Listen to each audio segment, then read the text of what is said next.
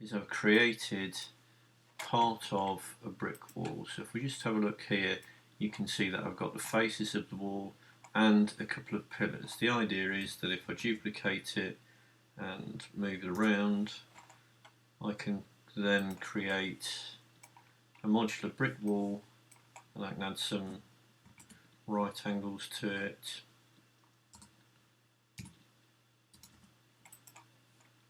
And fix it together so that I can build something up quite quickly, but a bit like a set of building blocks. So if we were putting this into a game engine, it'd be one of our prefabs. And what we're going to do is we're going to add some texture to this brick wall, so that it looks like a standard brick wall you might find in the UK. So I'm just going to delete these extra pieces that I've created. We'll just deal with this one element. So the first thing to do is to create ourselves a new material in the slot and create a diffuse shader for that material. Now again, what I'm going to do today is I'm going to use nodes. So if we just split that and go to the node editor at the top here, we'll see straight away that what we've got is the diffuse shader straight onto the material output on the surface, which is fine. So the next thing to do is to add a texture and an image texture. We can add that in, and what we'll do is we'll connect the colour output of that to the colour output of the diffuse shader. So I'm going to select my image, and if I can find my image down here in my cycles text, image textures, and I've got 3 images here. I'm going to use the straight brickwork texture to begin with. So I select that, open the image, and we've now connected the 3 elements together. So the output of this should be the image texture that we've got here. So let's just split this window and change this, keep this on the 3D editor, but now change it to the rendered output. And if we have a look at that, we'll see that there is something there, but it's not really what we're expecting it to be. It's just a kind of brown block.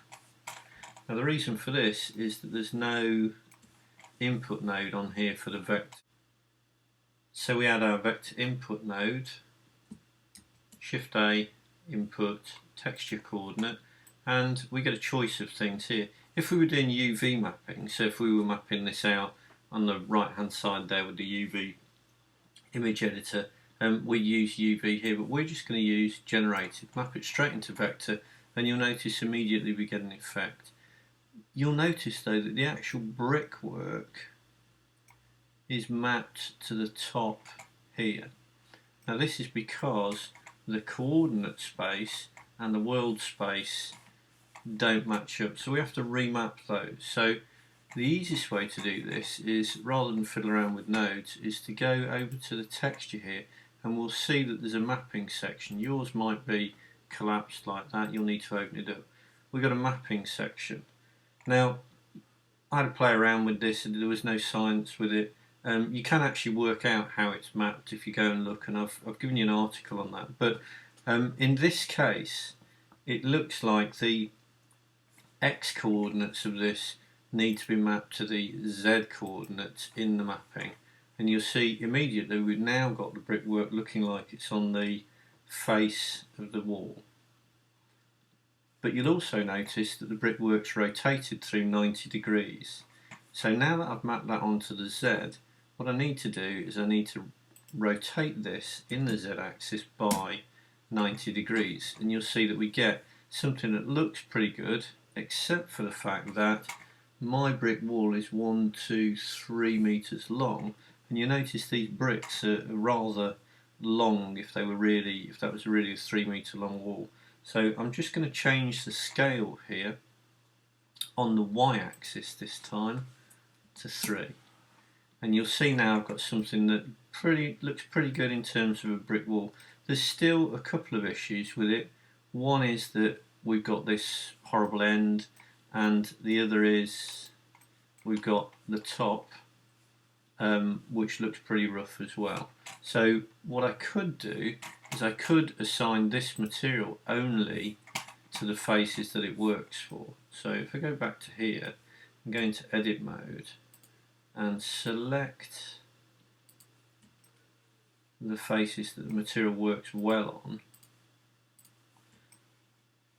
and don't select the other faces, and then just assign that material to those faces. So I'll call this brickwork.